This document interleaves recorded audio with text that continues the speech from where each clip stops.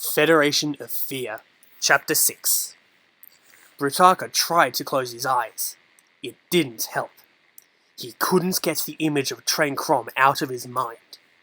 A writhing, crimson mass of tentacles emerging from a gelatinous central core, with two dead yellow eyes that somehow followed every movement without ever moving themselves. At least that was what he had seen at a glance. Somehow, Brutaka knew to gaze for long at Tren Krom would be to invite madness. The entity seemed over time to have merged with the stone floor and walls of its cave, so that lurker and place of concealment were one. The acrid stench of decay hung over everything. In vain, Brutaka tried to break free of the grip of Tren Krom's tentacle. He could feel the strange being trying to probe his mind, but so far, Brutaka's mental training had allowed him to resist. If that should fail, he knew, the secrets of the Order of Matanui would be exposed to this monster. What wonders have come into my universe in the millennia since my exile? Tren Krom said softly, his voice as revolting as his form. I must know. Hesitantly, the other members of Brutaka's team had entered the cave, only to wish they hadn't. It was only Lariska, proto-steel dagger in hand, who kept them from fleeing. You think me an alien, an other, Tren Krom continued. But I am of the substance of this universe, and I have walked here long before you, or even Matanui himself. Have you not heard the tales? There is a Tren Krom in legend, said Brutaka, but the tales obviously left some parts out. Tren Krom laughed. The sound made the team wish death would come for them right now.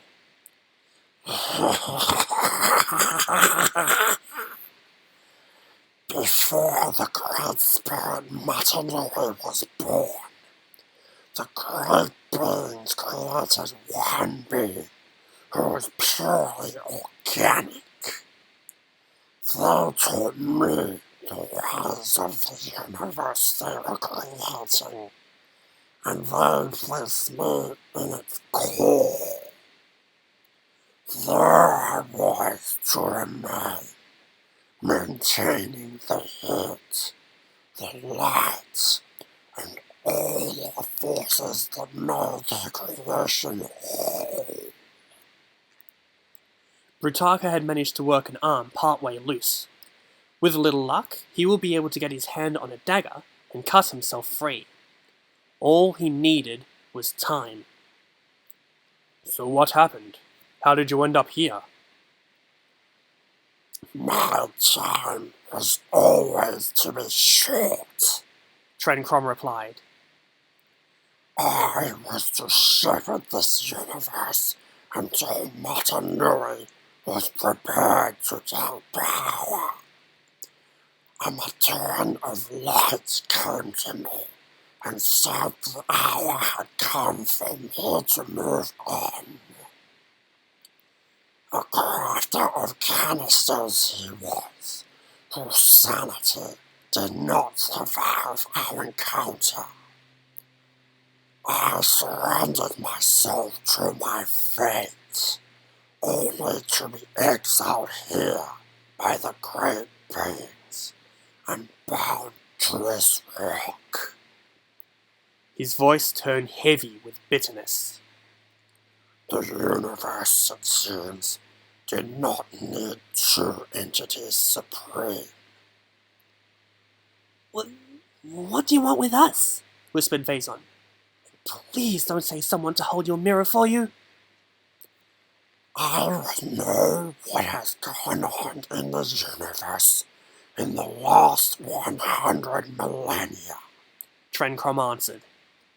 My visitors have been few in number.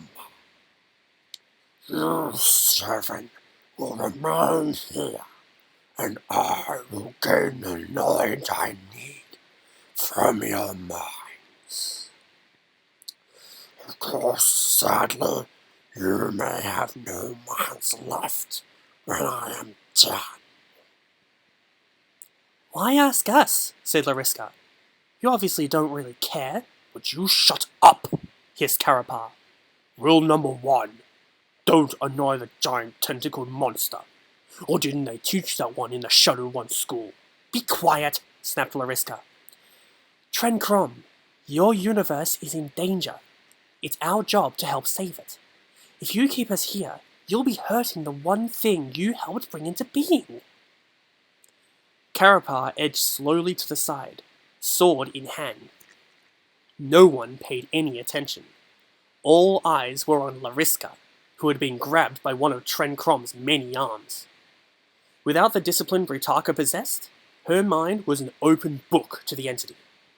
She screamed as a lifetime of memories were sifted through in an instant. Screamed as she saw glimpses of the ancient mind of Tren Krom. When he finally released her, she collapsed on the stone floor.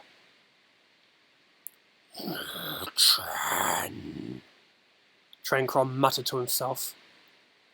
So long ago now, I entered his mind, and he mine. And so he's learned how best to strike at Matanui.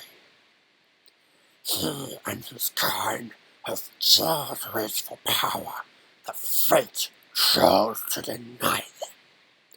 How intriguing. It's more than that, Brutaka said. Tell him, Spiriar. Tell him what will happen to him if the Makuta succeed in their plans.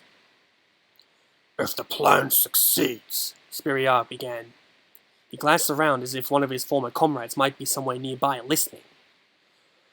A shadow will fall. Makuta will rule the universe.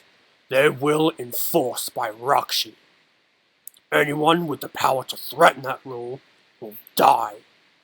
And that means anyone.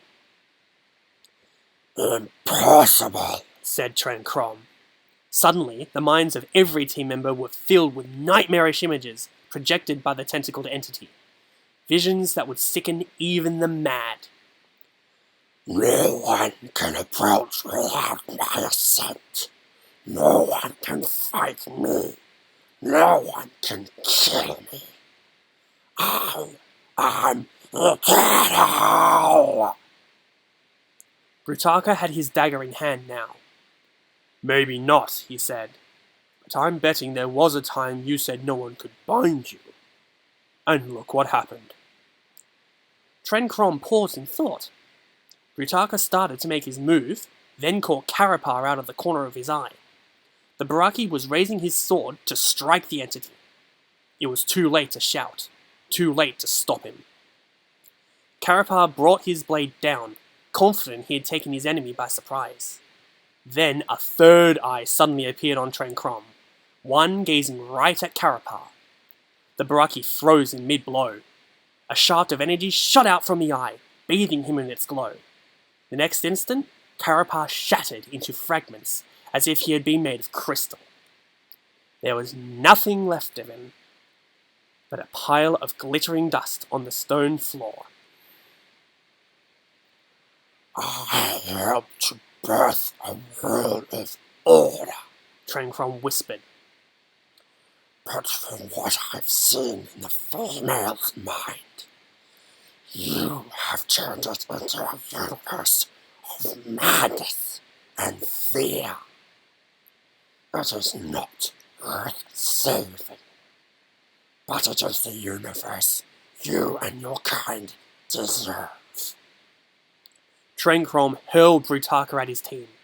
Spiriar used his magnetic powers to catch him before he could slam into the wall. The tentacles withdrew then, wrapping themselves around the core of Tren Krom's being. Go, the entity said. Take yourselves from my prison. take your memories and plans with you, for the horrors already in your minds are worse than any I could visit upon you. I condemn you to your fate. Life in the universe you and your kind have made. No one was going to take the time to argue. Gathering up Brutaka and Lariska, they fled the cave, even as the stone walls that surrounded his island receded into the sand. Only Takadox paused to look back at the cavern where Karapar had died, wondering for a moment just what it would take to end the life of a being older than the stars. To be continued.